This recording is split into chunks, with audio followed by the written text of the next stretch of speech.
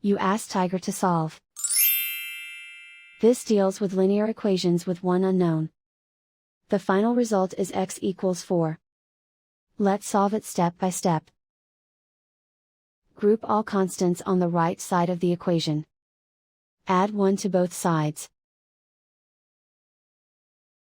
Simplify the arithmetic.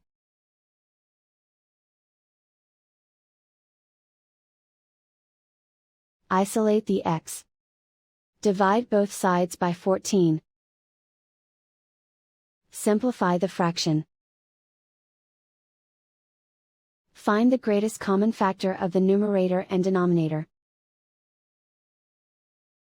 Factor out and cancel the greatest common factor. And so the final result is x equals 4.